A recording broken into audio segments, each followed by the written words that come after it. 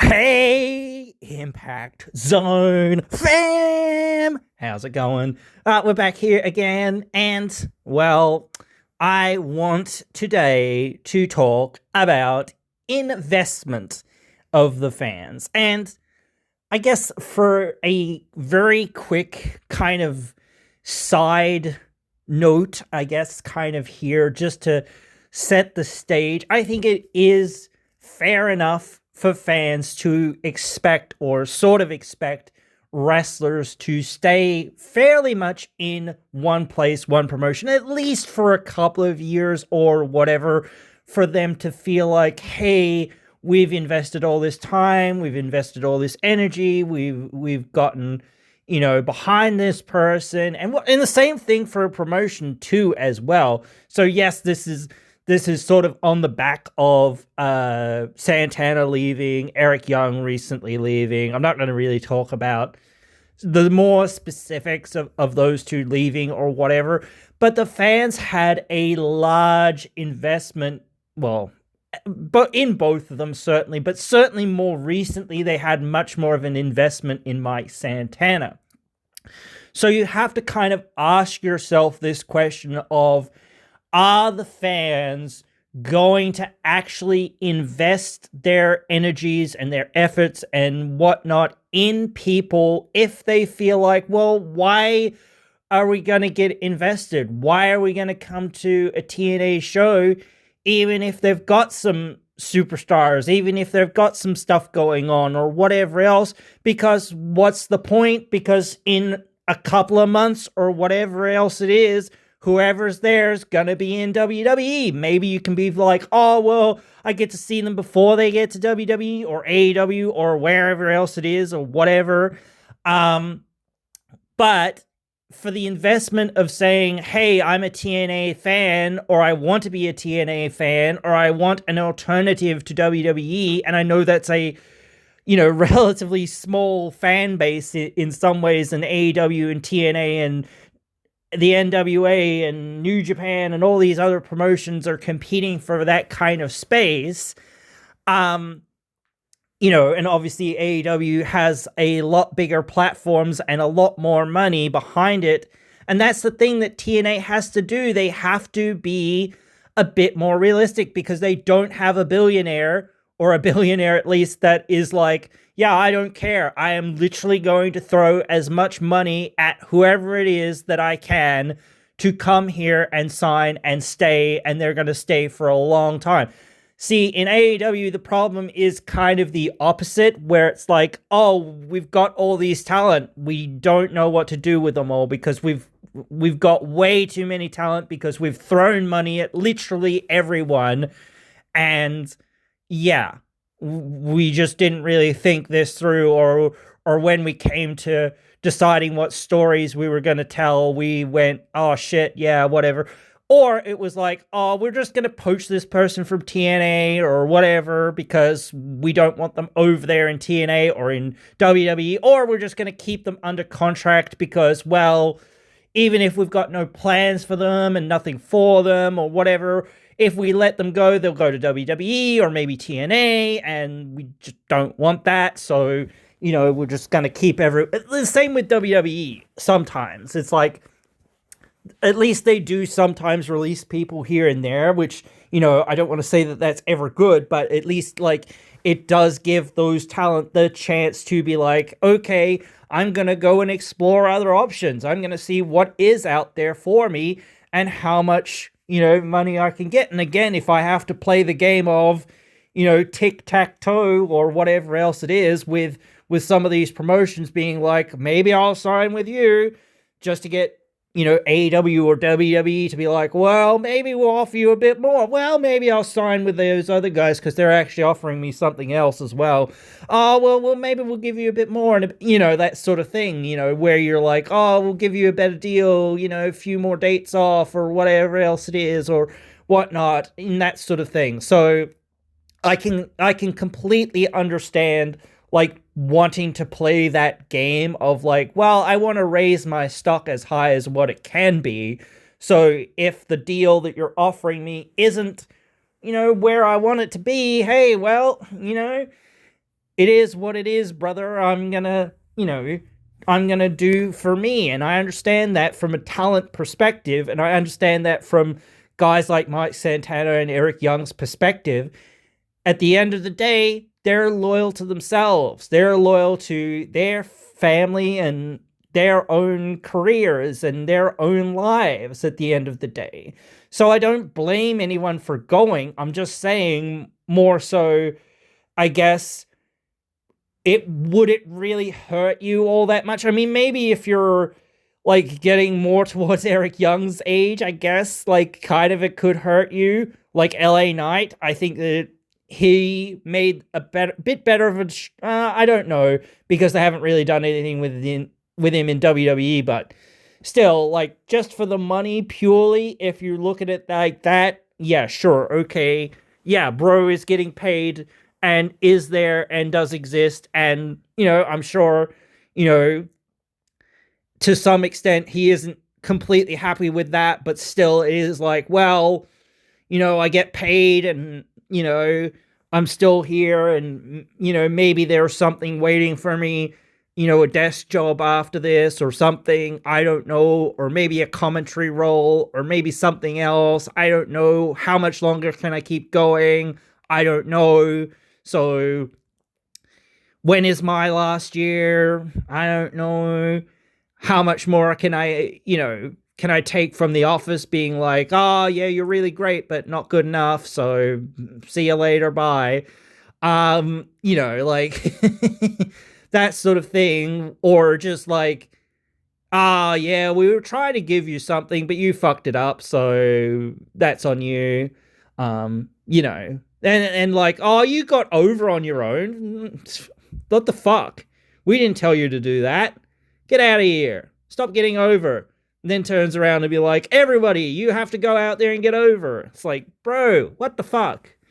You know what I mean? So, again, there's a lot of that where it's like, the same sort of thing on the other end. It's like the fans.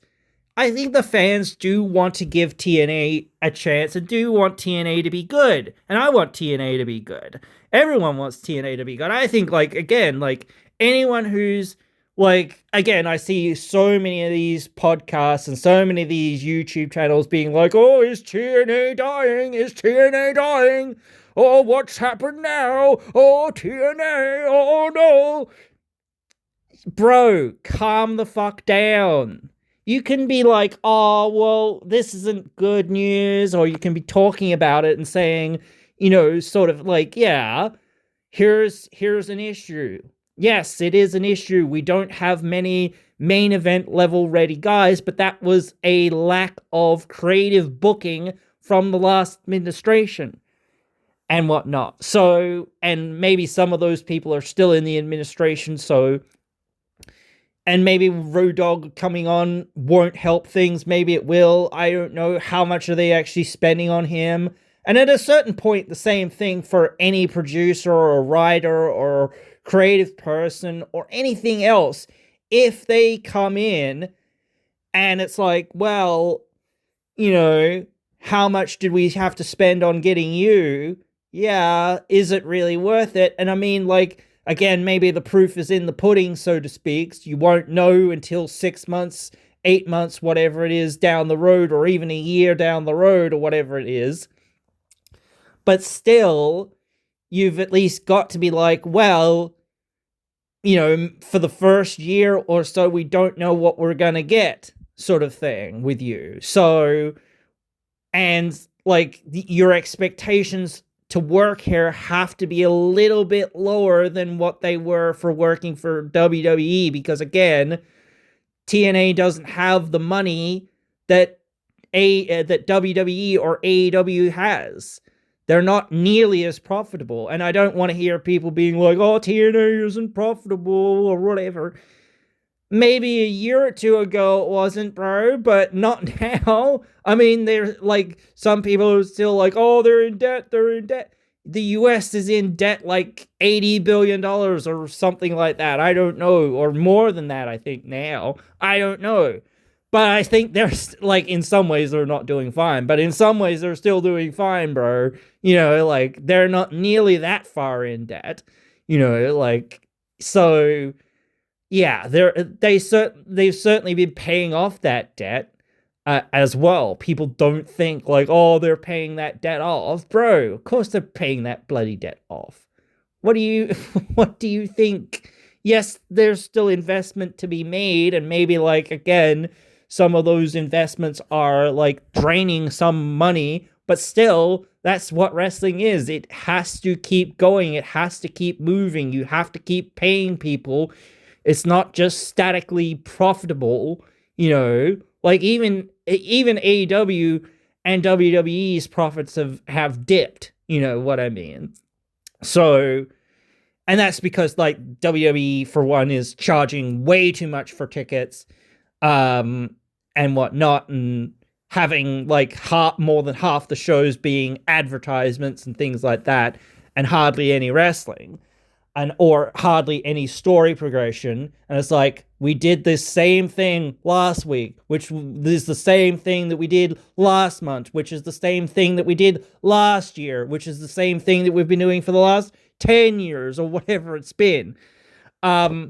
Like, I don't want to dive into talking about like some of the stuff that's happened over there, because like I do feel like it's irrelevant to the conversation, but I do want to reference things that I do feel like are, relevant to the conversation. I do feel like, the power and the sort of dynamics and the economics of saying, well, TNA can't really afford to give people this, that, and the other thing because of, just their financial situations, and they don't have a crazy billionaire whatever behind them who's just like, here's free money, take my money, I don't care, I want this thing to succeed, or whatever.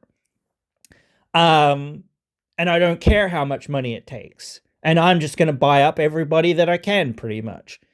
And to say again that, hey, there's been a few people that, went from WWE and were like, they haven't even gone to AEW or whatever. Cedric Alexander, Nick Nemeth, a couple others. But yeah, like, there's been a few that haven't gone there. And it's been not like Tony hasn't been like, haha, now I can sign you, Eric Young, or whatever, before TNA does, before you go back there. And he's just like, nah, I'm going over here. No, I'm going over here. Nick Nemeth, no, I'm going over here. If you maybe want me for one show here or there or whatever, yeah, sure, whatever, maybe. But nah, I'm just over here doing my own thing, basically, and I don't want to be too committed or whatever. And that sort of thing. So, yeah, whatever. And a bunch of guys are just like, yeah, but I prefer a like lighter schedule, especially now, like in my older years or whatever. It's just like slow down on the rat race, so to speak, and that sort of thing. But I don't know. It is a very difficult question to try to get back to the question of how much or how likely are fans to invest in the new talent. I think people are very invested in Leon Slater and Ricky Sosa and a couple of other people that are on the roster and whatnot. The thing is, I do feel like, obviously, again, from the fan perspective, again, wins and losses matter, but it is the thing of sometimes you've got to, start the journey and start that redemption arc or whatever else it is with a bit of a loss. You've kind of got to stumble before you can walk and then run, you know what I mean? You can't just go ahead and say, oh, well, Casey beats Nick Nemeth this week, because he's probably not. He's probably losing. And I haven't even looked at the friggin' taping results. I'm pretty sure maybe it's being taped today. Not too sure. Doesn't really matter. Either way, yeah, I'm 99.99999% sure that he's not winning. Um, and a lot of people were complaining about that. But I was like, dude, like, obviously he's not gonna win. Like, what do you mean? And I don't perhaps agree with the way that you're doing it 100%, but this is still a way to kind of hopefully get there in a few more months, in a few more weeks, in however long it takes. I don't know. But that's the thing. Like, now, if you're going to say, let's build Casey up after this and give him, or, after this week, okay, well, how? Because you've got lockdown coming again, and you need somebody. And I think the biggest person that you've got is Leon. That's the biggest babyface that you've got. But he's not really, I don't want to say he's not championship material quite yet, but he isn't quite championship material quite yet. He needs a good few months of chasing that belt, at least before he wins it, or before somebody wins it, off of Nick Nemeth. And somebody needs to beat Nick Nemeth. But then you need to have other heels for them to face. And, like, I do think Casey is a good pick to be in that position, but he's not nowhere near ready to be in that position. So he would take a good 6 months, 8 months, maybe a year or more to get to that position. It depends how hard you book him. But, like, again, from the fan perspective, are the fans going to get invested in that? It's really tough because the fans want to see KC overcome the odds. But you can't do that on day one, if you know what I mean. This isn't day one, but you know what I mean. This is the start of this feud, basically. This is the start of the story, basically, between, Nick Nemeth and KC. And I don't know whether it's going to culminate in KC beating Nick. I don't know, but, like, that does seem like the best option, at least to me, right now, because at least he has a reason, at least he has a story, at least you're starting to tell that story, and hopefully, if it plays out right and you book it right for the next 6 months or whatever else it is, maybe at Genesis, maybe, I don't know, maybe Rebellion, I don't know, next year, maybe Slammiversary next year, because, like, next year's Slammiversary is 25 years of TNA as well, so I don't know, and then there's Bound for Glory as well. It's always tough, I think, with, like, Slammiversary and then Bound for Glory, because, like, you kind of, at both events, you expect something really big to happen, and you kind of want to see the babyface culmination happening at both shows, and yet you're also trying to have these bigger events as well, dotted around the card, so you've got to have these big matches planned out for them. And again, in lockdown, or at lockdown pay-per-view, it's like, well, I feel like the title, again, this is where I think they've gone wrong many times, and without having so many pay-per-views, with having fewer pay-per-views, it is a lot better, I think, with just having, okay, all right, yes, it gets defended on TV. Those matches probably not going to really matter all that much or whatever, and all that sort of thing, but still, it is a defense, and it is something for people to tune into, because, hey, like, you get to see a title match for free, which you normally, like, a world title match, which normally you don't get to see. And, like, Zaya versus Lei, that's a no DQ this next week coming. I'm 99.999% sure that Lei isn't winning, but still, that's a match that, you could have, and perhaps you theoretically should have on pay-per-view, because, again, it is a big-time match that you just had at your last, big-time show. But again, you've kind of got to get it out of the way so that you can be like, okay, we need something bigger and badder and crazier and whatever else for lockdown, because again, that is there and we've got to be planning for that, and that's only like a couple of weeks away or whatever it is now. So yeah, all your eyes are on that. You're not like thinking, oh yes, we're going to rebuild Lay for the next couple of weeks up to lockdown just to lose at lockdown. Like, what's the point? We really need to build the other people that are in this division. Same thing for the knockouts. Like, again, how do we get these gals to the next stage? And sometimes that takes time. People can be popular, but people can also be just not ready.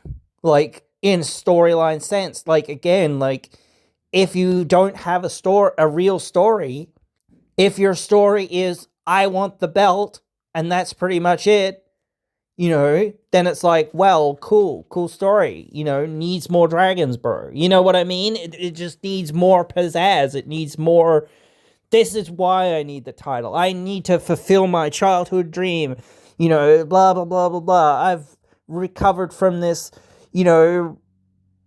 injury and yada yada yada. And actually, it might be a good time soon, because recently we heard on fairly recently as well, we've heard on the TNA injury reports that Trey Miguel might be back very soon. Will he be back before lockdown? I don't know. Will he be back at lockdown? I mean, I don't know. But again, would be cool to see him either way being back. And I think, like, if he's back, kind of, you've got to do it either on a live episode or a pay-per-view, because you kind of want that moment for fans to be like, holy shit, it's Trey, oh my god, he's back, yay, moment.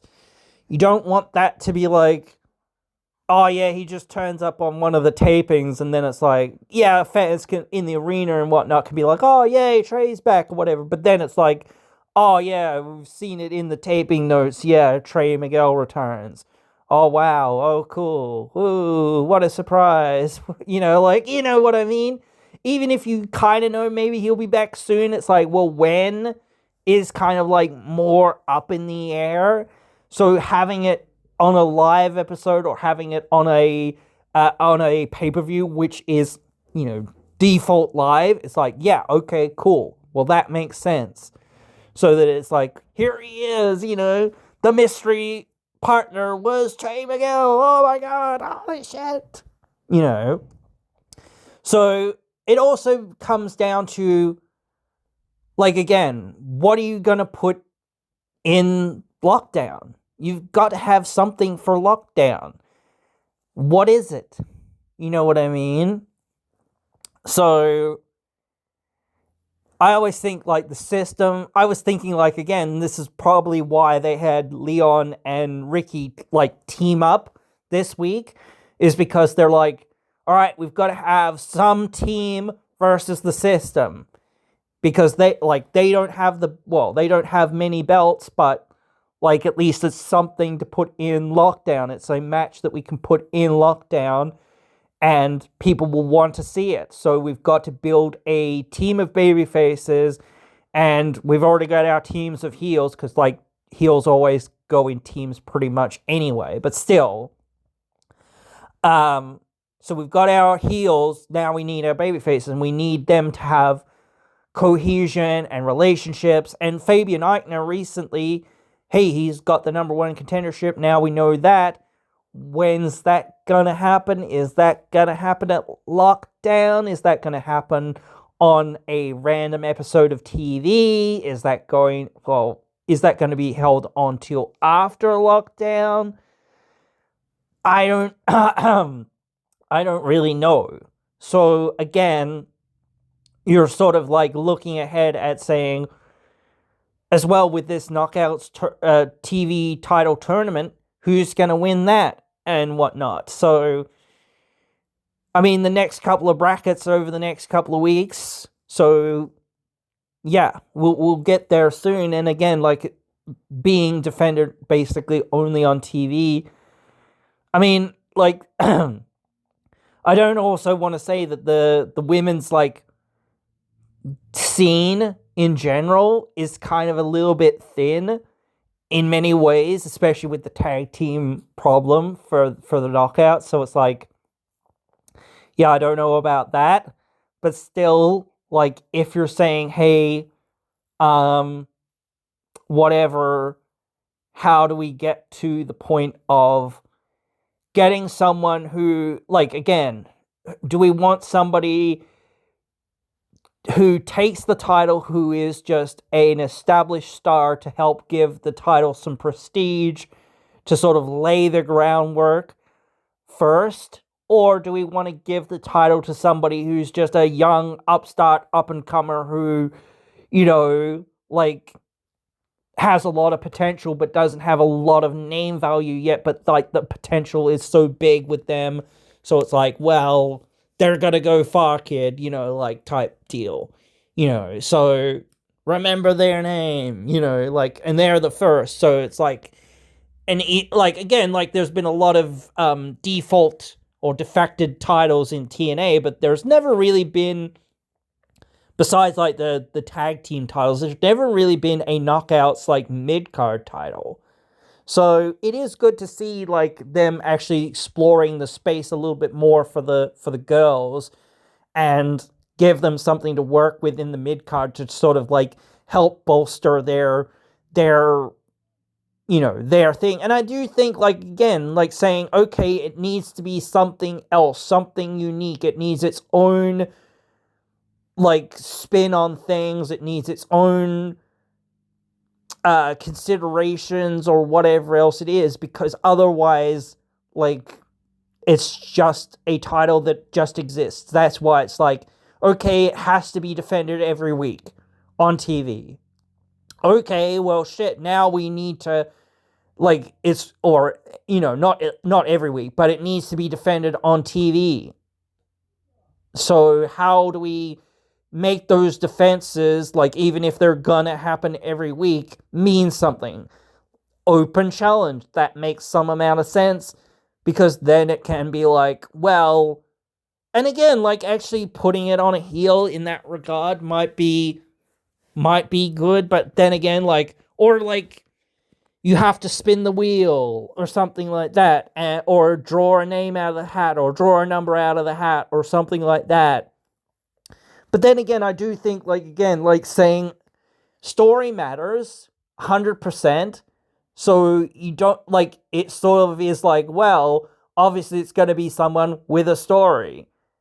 Because if you're just kind of here and just kind of existing, yeah, sure, of course you're not going to, like, if you're going to challenge for the title, well, basically means nothing. And so why would people tune in to see that? People want to tune in to see you with the momentum of going, I've beaten this person, I've beaten that person, and this is my childhood dream, or this is, the reason why I have to win this belt. It's do or die for me, and da-da-da-da, and I want to elevate myself, or I want to prove myself, or da-da-da-da, whatever reasons it is, or you and me have been at each other's throat for the last, like, 6 months, or whatever else it is. You've beat me a couple of times. I've beat you a couple of times. It's time for the rubber match. It's time to decide which one of us, or whatever it is.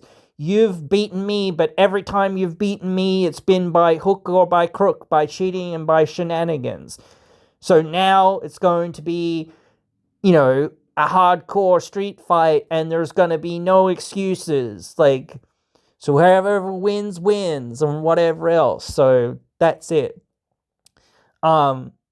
Which, sometimes it doesn't make a whole lot of sense sometimes, because it's like, when you have a regular match or whatever, 9 times out of 10, one chair shot or one hit from, or 9 times out of 10 again, one hit from the title belt or something like that wins the match, or one hit from the brass knucks or whatever else it is wins the match. But now, since it's a hardcore match, suddenly it takes 20 shots or 30 shots or whatever it is, or whatnot, with the chair or with the kendo stick or with the brass knucks or whatever other implement of weapon that you want to say.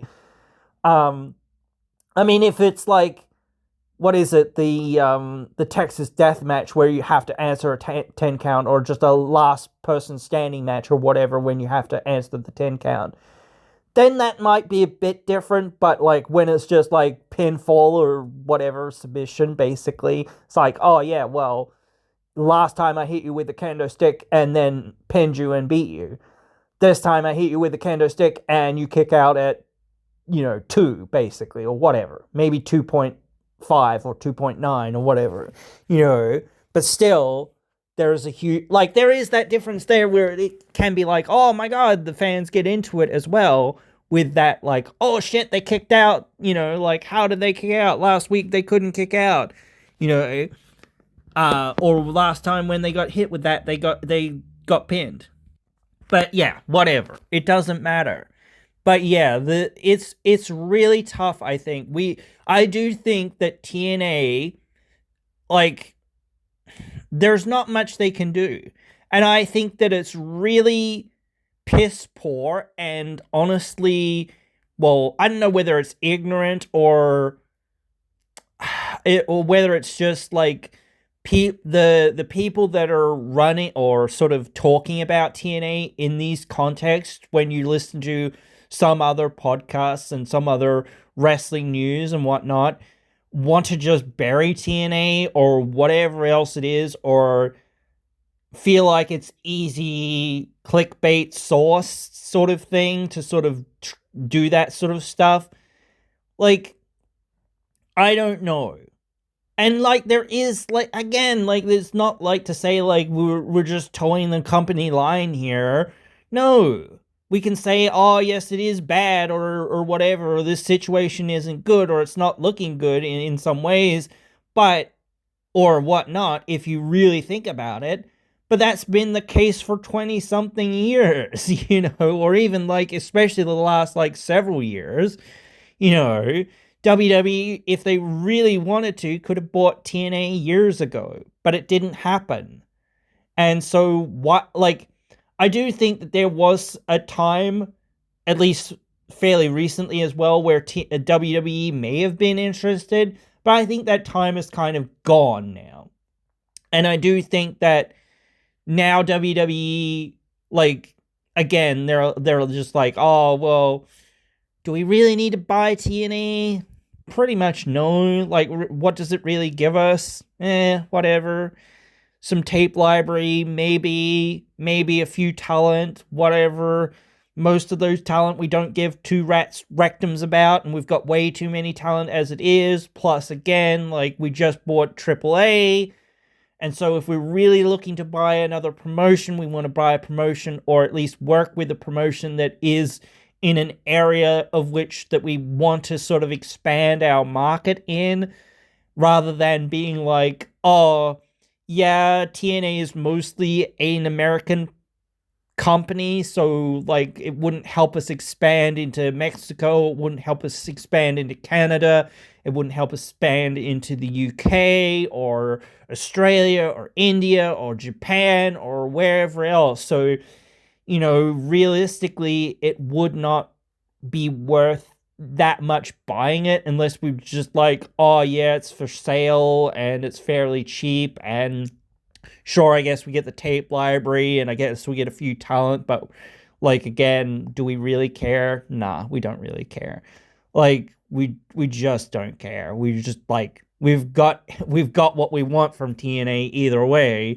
So, or we will get whatever we want from TNA pretty much either way, which is like their main talent, when they're coming to a head of like saying, hey, I've been here for a few years and I've done pretty much everything. So, well, it's time to move on, Same with AEW. They don't need to buy TNA. They don't really need to do anything to TNA because, again, like, they'll get talent from there if they really want, or if they don't really want, they can just get them from the indies as well. They can be like, oh yeah, actually doing our job, actually searching for young and up and coming talent, not just being like, let's poach whoever from the WWE. And again, TNA should do the same thing. They shouldn't just be like, let's poach whoever from the WWE. Obviously, they are there and whatnot, but again, do we really want to bring in too many of them? No, we don't. So, yeah, if we can bring them in, we can bring them in. If we can't, we can't. But at the end of the day, even if we do bring somebody in, we've got to have that lens of thinking, right, bringing them in gives us more star power, but that is to build the young or current talent, not to be like, yeah, they're a superstar. They're going to be the superstar for the next 10 years. No. Maybe for the next year or two, yeah, sure, they're going to be in that position. But after that, no, they cannot be in that position. They have got to elevate the other stars that we got, even if, again, yeah, they're going to leave in a year or going to whatever. And that's where TNA has got to try, and work with these deals and say, okay, especially for the young talent, that are getting over, and whatnot, we have to hold on to them, at least for a little while, at least for a year or so, after we put them at that pedestal. Because the amount of time that we've put into them to get them to that point is a lot. And the same for the fans. So if we don't get more out of them to put somebody else over and build the next star, then we're in the same problem where we're at, which is like having no one really ready for that position, So now we've really got to scramble and got to scratch and got to claw and got to drag people up from wherever they're at. And I do think like over comfortability with that is a thing. But it is like, again, it's a very two-way street problem of, well, the fans aren't getting into it, and the fans aren't getting into it because they're like, oh, well, why should we? Because we know, hey, this person's probably leaving soon, or even if they're not leaving soon, well, they'll ultimately be leaving, so why are we going to get invested? So, yeah, when there's like those rumors or those things lying over people's heads, I do think the fans are less engaged in the talent. So it's an impossible task to do in many ways, because again, if TNA, I mean, they have backers obviously, but their backers aren't Tony Khan, who's crazy and it's like, whatever, I don't care, I'm just going to spend my billions on this wrestling company. No, they're an actual business that actually has to make a profit and has to meet their bottom line, and they don't nearly have as much money coming in. If AEW was in the position that TNA was in with their TV deal and wasn't getting nearly as much money, then they might actually have to be like a real business and actually be like, yeah, we actually have to cut costs, guys. We actually have to, be in the green, so to speak. And even if they like weren't in debt or whatever, no, but we still need to be in the green. We still need to be making money. We cannot hire everyone. We cannot keep everyone. We have to, we cannot offer people huge money just for nothing, or just for maybe for one appearance or whatever else it is. Yeah, sure. But, we cannot keep doing that. We cannot just keep bringing people in and expecting, people to give a shit when it's like, oh yeah, we forget about them in 2 weeks or whatever. Or they're just, lounging around the lower card and never really doing anything. Or they're the 666th member of this faction or that faction or whatever. Yeah, cool, great. Yeah, sure. Just to be on TV. Yeah, great, whatever. Yeah. That's where it's like, oh yeah, well, why did we Why are we spending our money on these guys when we're not really using them? Yeah, might as well not. What you've got to know what you're going to do with these talent before you even bring them in. And that's where creative has to be, in the forefront of these meetings. If the creative says, nah, we don't want to work with them, we don't like them, or we don't have anything for them, or whatever else it is, it's like, well, why are we going to bring them in then? Management should include creative, but yes, management should be saying, well, we want to bring these guys in, and if you haven't got anything for these guys, well, then you need to make something. So let's do that. Let's get to making things for these people and making things for some of the other people that are here, because at the end of the day, that is what the fans pay to see, and so yeah, but it is tough. It is tough. I think that's the issue of TNA right now and going forward. I didn't really hit on this enough in the video or the fairly recent video that I did on the channel, which I was sort of going through what's next for TNA and whatnot. And that does become the question, obviously, but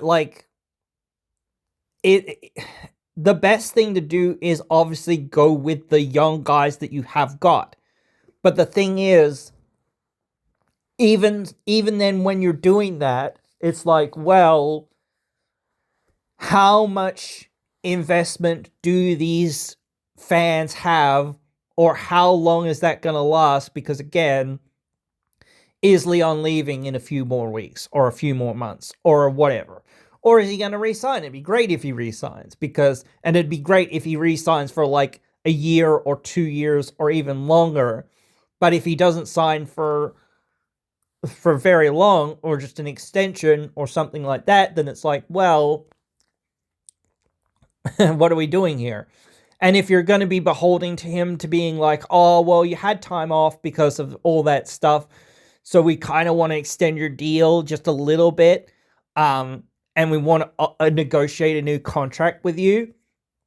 At the end of the day, like I say, with a lot of people that have come and gone with TNA, at the end of the day, if you don't want to be here, or if you want to be in WWE more than being here, or AEW, or wherever else, I don't care.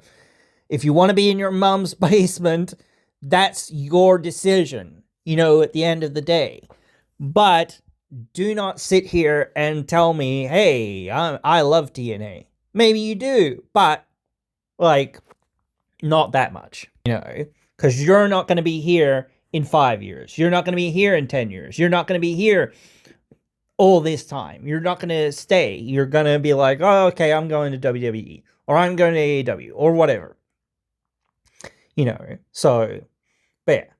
Nah, guys, I do think it's a very interesting thing, and I think as well, I do think that it comes down to an individual basis. It's not like the fans in general are one organism and one thing, the one things will work for everybody, but in general, I do think general things do work for everybody, and I do think knowing, okay, we're not going to lose this guy for a good while, or they're not going anywhere for a good while, so we're safe to be invested in this person. It is what people want. It is that level of stability that I think people want. People don't want to invest, and I do think people are invested in certain stars, but I do think that there is a level of lack of investment, or a lack of more investment to an extent coming with some people and some fans and whatnot, because again, people feel like, well, why will I get invested? Why should I care when in a few more months, or even in a year or two, they're going to be gone? I have no stability in being invested in this person, because they're probably going to be gone soon, so why would I get invested in the first place? So then it becomes like, well, yeah, you're just running your business without fan investment, which is the main way that, people actually get anywhere. So if the fans don't invest, it's like, well, you didn't invest, so we didn't push them. Well, you didn't push them, so we didn't invest. But we couldn't push them because you wouldn't invest. But we wouldn't invest because you wouldn't push them. You know what I mean? It's a double-edged sword. At the end of the day, you've just got to push people and go, oh, well, if they're going to leave, they're going to leave, you know? So you can't be scared to be pushing people or to be utilizing people, but you do have to be aware of saying, okay, is their deal coming up? Okay, cool. Well, their deal is coming up. We didn't just push them just to be like, hey, let's try to sweeten them on staying. We tried to push them because, like, yeah, they're one of the only people that are here that are, like, in that place where we feel like they're on that, you know, just that step lower step, and they're almost there, ready to go. But we need a few more months, or we need a few more whatever storylines to actually play out, or whatever else it is, to get them in the right position to tell that story that we need to tell to get them to where we want them to be. So that's what we're trying to do. So I do hope for that, and I do want to see more of that with guys in TNA, and I really want, again, like I'll say this again with the Great Hands as well. I want to see them win the frickin' tag team titles. I don't care whether they're baby faces or heels at a certain point. I want to see these guys that have been there for the last, whatever it is, 5 years or whatever it's been, and have been overlooked and overlooked and overlooked and, you know, underrated and underrated and underrated, finally get those belts, or finally get something, because they freaking deserve it. They've been there, and they've been loyal soldiers. And again, I think, like, people like that deserve to be rewarded. And again, you need to push the new young superstars. You cannot just rely on the Hardys. And if you're going to culminate this story with the Hardys and the Righteous, okay, what's after that? You know what I mean? So you can't just be like, oh, okay, we're going to do this thing. Okay, but what's next? Exactly. You need to be like, okay, we need to know what's next. Who's going to challenge the Righteous, or whatever? Are the Righteous going to win the belts? That's what I mean. What's going to be the situation? So, yeah, you have to decide that, and we have to get there. So, I can't wait to see some of it, but I do hope that we can find that space where fans can, and I do think, again, like, they can be invested to an extent, but will they be invested to the extent that it will let the company be like, okay, this is the only place that this is as high as what we can get, you know, with this, because the fans know, oh, well, they might be leaving any time now, so why are we getting invested? Even if they become world champion, why are we investing? Because they might as well, they might still go to WWE or AEW or whatever. So we've got to know, okay, no, these guys are sticking around. These guys are sticking around, and even when their world title run is done, they're going to be here. They're going to be here next week. They're going to be here next month. They're going to be here every week. They're going to be in and out. They're going to be in stories. They're going to have something to do. So that's the level of stability the fans want, you know, to an extent. But I get that people want star power, but, like, star power only lasts for so long. You know what I mean? Nick Nemeth, guys like this, Kazarian, Eric Young, all those guys that have already kind of made their names for the most part, you know, their star power only lasts so long, and you can only rely on it for so long. You've really got to rely on saying, okay, cool, now we've got to transfer that to the young guys, the up-and-coming guys. Is Trey Miguel going to be the next world champion? Well, he's going to bloody well look like he's going to become the next world champion. He's at least going to be in that main event level scene, or whatever. Whoever it is. AJ Francis, he's going to be in that main event level scene, along with a bunch of other people, or whoever. So that's where fans can be like, okay, I'm invested in this because this person, after however long, finally got to that point. So yeah, and they had a great story. You know, great stories always get people invested, but, you know, again, with that still Damocles dagger looming, it's like, well, tough, I think, for some people. But anyway, yeah, that's where we're at, guys, I think. And for now, I think that's it for this one. But yeah, let me know what you guys think, because I would love to know what you guys think, and whatnot. Yeah, but anyway, hope you have enjoyed, and hope you will join me again in another one.